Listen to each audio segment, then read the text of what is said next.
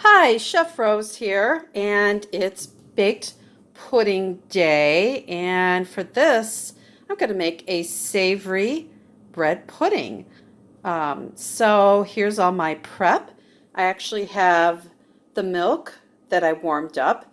It's going to make the custard bake faster, so certainly you could do it right from the fridge, but certainly warming it up will make it bake a little faster.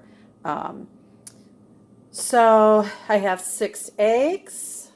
I have about 4 ounces of melted butter. This recipe is in your textbook under baked custards, under bread and butter pudding. I have about 1 pound of cut up bread, and I cut it into cubes. It was just stale white bread, more of a kind of an Italian bread. But any bread you can use, French bread, plain white bread, wheat bread, rye bread, could be really kind of any bread that you have left over. Um, I sauteed some onions and some spinach. I had some leftover sausage, and that sausage was the Beyond vegetable sausage. So kind of crumbled it up into small bite-sized pieces. And then I have some Parmesan cheese as well. Really, what's cool about this is it can be kind of anything you have left over, but it should be cooked. The bacon, ham, turkey, sausage should be cooked.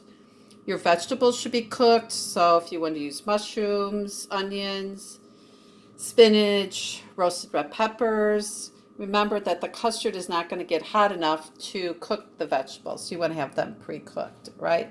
So I'm going to go ahead and place the tripod here into place so you can watch.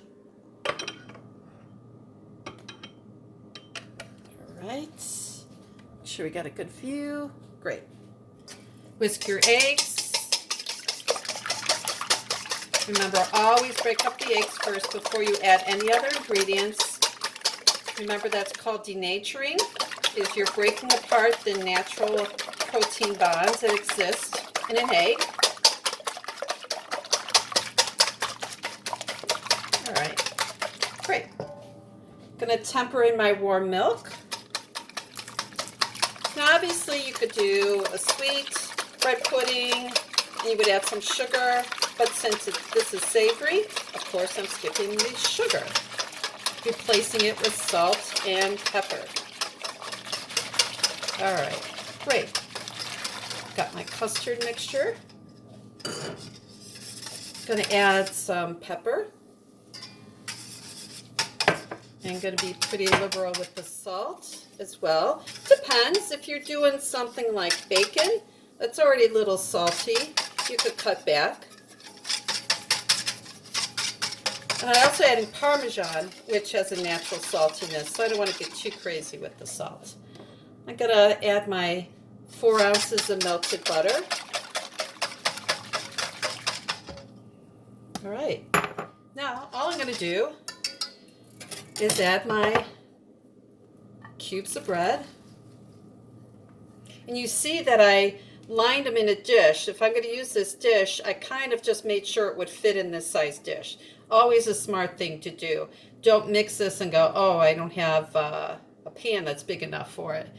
All right.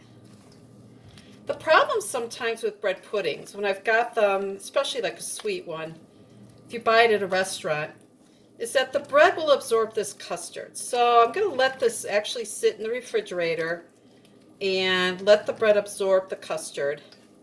The problem is you don't know how much custard the bread will absorb. If after a few hours in the fridge you notice that you have really no custard left, you'd want to make another small batch of custard, just the eggs and some milk, because a lot of bread puddings tend to get dry. They don't add enough custard. I'm going to go ahead and add my spinach and onion mixture.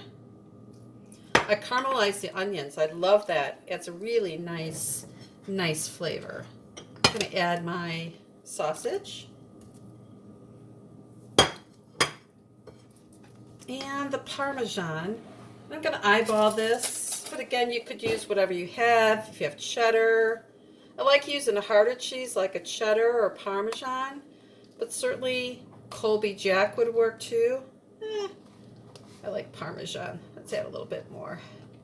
Maybe a good half a cup of Parmesan. Oh, it smells great. I wish you could smell it. And this is what you want it to look like. You want a good amount of custard amongst the bread. Looks great. So now what I'm going to do is actually cover it and put it in the refrigerator. I mean, I certainly could pour it into this dish and bake it right now, but I want to give the bread some time to absorb the custard. Otherwise, the bread might be a little hard in the bread pudding, even after you bake it. So I will be back after a few hours when it's had time, and I will show you how to put it into the oven, into a water bath. Thanks, guys. Have a great day.